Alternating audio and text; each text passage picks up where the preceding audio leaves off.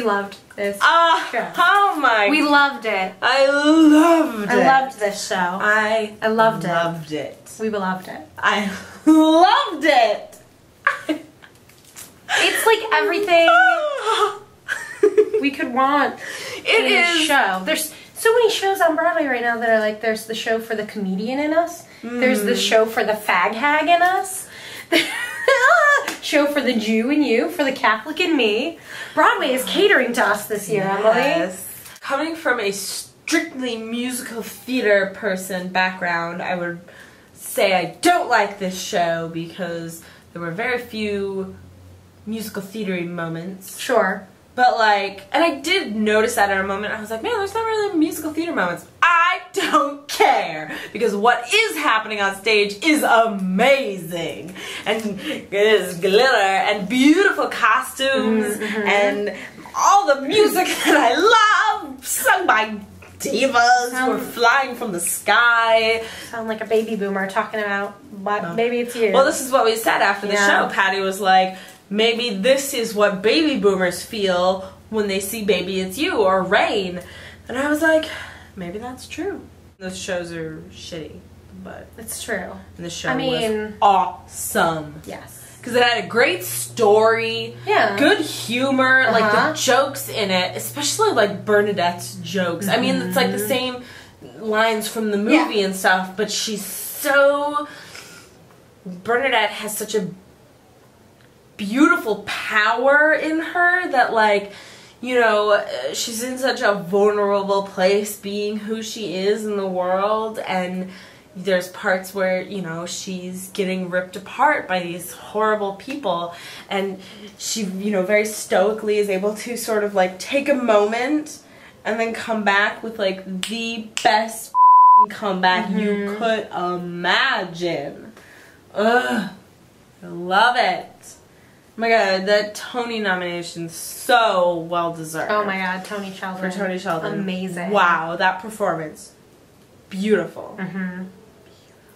Also the differences that, like, I mean, because in Baby It's You, they're like throwing songs that baby boomers love at you. They're like, you love this song, but they're not justifying it in a way. I didn't feel justified. They were sort of like throwing it. But because Priscilla, Queen of the Desert is about drag queens, wherein they throw in MacArthur Park, where it's like, somebody left the cake out in the rain, and then he's like, oh my god, I always wanted this to happen. Somebody left the cake out in the rain. And you're just like, yes, that is exactly what I would want to sing. If I went outside my van and there was a cake out that had been out all night, I would want to sing MacArthur Park right now, right here. And I would want boys in cupcake outfits to come and twirl around me. And I would want there to be a fucking ton of glitter. Like, duh. Sort of the way that I feel about pop music and things like that, where that is like the musical that's happening in my head all the time. I have triggers where I see something and I'm like, that reminds me of this song, and there's like a musical happening in my head. So this show is like not your traditional musical where the songs don't necessarily always further the plot, but they're still part of those characters. I think that is what it is like them messing around in the van singing a mini Madonna medley is their character. It maybe isn't furthering the plot, though there are songs that do that in the show. But that is still relevant to those characters. That's what I would do. That's what they would do. They'd be like, let's sing a Madonna medley. It's not like in the other shows we've seen where they've thrown songs in where you're just like, I love this song, but why is it here? Promises with, you know, Kristen Chenoweth singing Say a Little Prayer, where you're just kind of like, what? I love the song. I love Kristen Chenoweth, and I enjoy the way she's interpreting it, but why would her character sing this song right now? It doesn't make any sense. Right. Where in this show, I was just like, yes, you would sing It's Raining Men right now. Wow, of course. I have two critiques. Okay. But both of them are not things that ruined it for me. They're just nitpicky things. Sure. I'm kind of like, well, I wish it was like this. One of them is that they changed it to Madonna from Kylie, but that also has a lot to do with the fact that I just saw a Kylie Minogue concert like 3 days ago, and so she's very present in my mind. But I thought that Madonna worked. Yeah. It totally worked. Totally worked. And my other thing is that nobody tucked. There was like no tucking in that entire show, which was also like, we talked about it at intermission, that it was like, well, they're, you know, whatever. They're not real drag queens. But at the same time, I was kind of, especially because we were sitting in the front row and it was a high stage and like short skirts, so you're like looking up. So like, I'm sure if I was further back, sure, and also because you're in the front row, like the eyepieces they wore that had the makeup on it, if I was further back, I think, like, obviously I wouldn't be able to see that it was eyepieces, and I would just be like, wow, they're wearing makeup, or whatever. And so I think it was just because I was sitting up close and could see, like, that they were not tucked, that maybe be like, why aren't you tucked? You drag queen.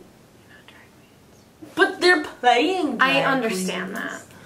And I understand also that you're saying it's not, like, something but then, like, that ruined it for you, but... It didn't, like, ruin it for me. But it was also the same type of thing that, like, I mean, it goes into what you're saying, they're not real drag queens. That, like, real drag queens are not as manly muscular as, as they are. With these guys, especially Nick Adams. I know. Nick Adams is, like, crazy muscular. Oh my god. Can we talk about that jump split he did? Which, like, I gotta say... And then he was, like, bouncing. Yeah. Yikes. Wow. Wow. That boy can kick. Yeah. Oh, I loved him. I mean, it was great. It was good. It was so much fun. It was really good. I would see it like 100 times. Little boy was adorable. Oh my god, he was fantastic. He was so cute. He was really great. And this is what I said. When they revived this in, you know, probably 10, 15 years, he can play Nick Adams. He can play Felicia. Yeah, he'll play Felicia in the revival. Amazing. I can't wait. Ugh, it was really good. It was awesome. It was so much fun. And drag queens. I love drag queens and